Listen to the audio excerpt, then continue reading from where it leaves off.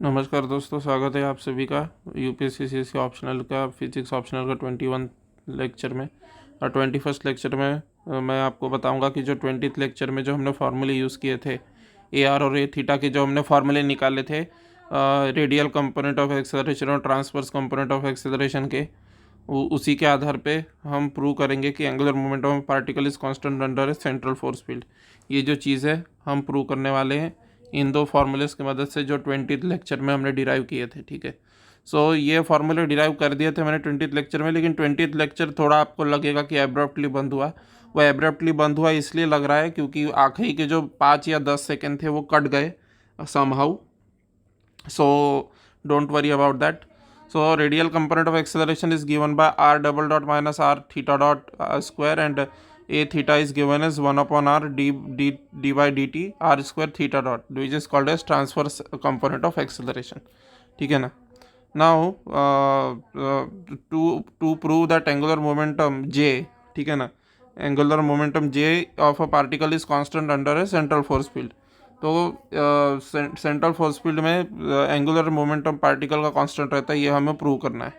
तो इन दो फार्मूलेस की मदद से ही वो चीज़ प्रूव होने वाली है जो ऊपर लिखे हैं। ठीक है ना। So let's start our proof. देखिए दोस्तों, सेंट्रल फोर्स फील्ड एक ऐसा फोर्स फील्ड होता है जिसमें मान लीजिए ये पोजीशन वेक्टर है ओरिजिन से किसी पार्टिकल का। ठीक है, सो ये किसी पार्टिकल पी का पोजीशन वेक्टर है। तो मान लीजिए ऐसा फोर्स, सेंट्रल फोर्स ऐसा फोर्स होता है जो या तो इस डायरेक्शन में लगेगा या तो अवे फ्रॉम इट लगेगा। ठीक है ना। जैसे कि आपका ग्रेविटेशनल फोर्स, मान लीजिए यहाँ कोई पार्टिकल m मास का है और यहाँ m1 मास का है, यहाँ m1 मास का है, यहाँ m2 मास का है, ऐसा मान लीजिए। तो ये सेंट्रल फोर्स होता है ग्रेविटी, या तो इस डायरेक्शन में एक्ट कर रहा है ग्रेविटी, ये तो ग्रेविटी इधर ही अट्रैक्टिव होने की वजह से इसी डायरेक्शन में एक्ट करेगी। ठीक है ना। बट अगर चार्जेस की बात करूँ Q1 और Q2, to depending on nature of Q1 and Q2, whether they are similarly charged or oppositely charged, both these directions are possible.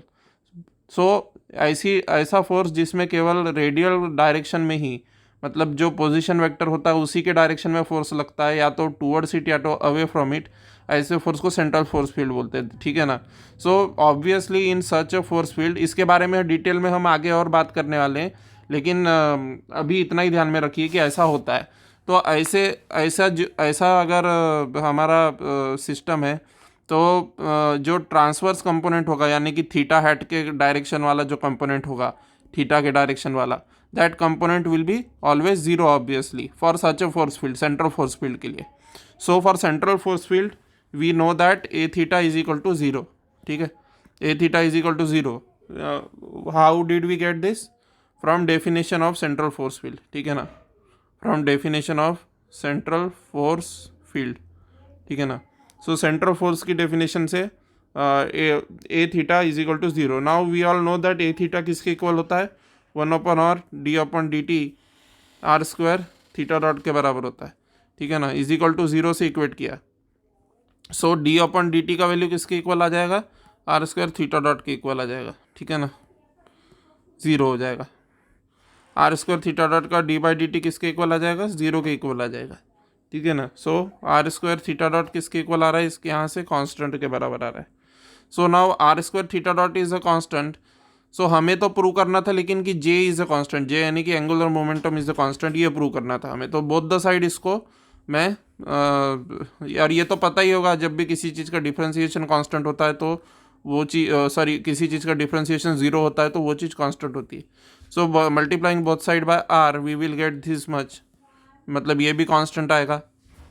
m से बोथ द साइड मल्टीप्लाई किया, सो m कांस्टेंट है तो m r square theta dot भी एक constant होगा। ठीक है ना। So we all know that this expression is equal to J. Now how this is equal to J? ठीक है, ये तो हमने लिख दिया बड़े आराम से, लेकिन ये जे के इक्वल क्यों है? क्योंकि देखिए दोस्तों, जे इक्वल टू क्या होता है? एम वी आर होता है। ठीक है ना, J equal to m v r होता है। तो so v equal to omega r होता है, आपको पता है। तो यहाँ सब्सटीट्यूट किया तो ओमेगा आर इंटू आर। ठीक है, so it will come out as M omega R square. ठीक है, now omega is equal to D theta by D T, we all know this very well.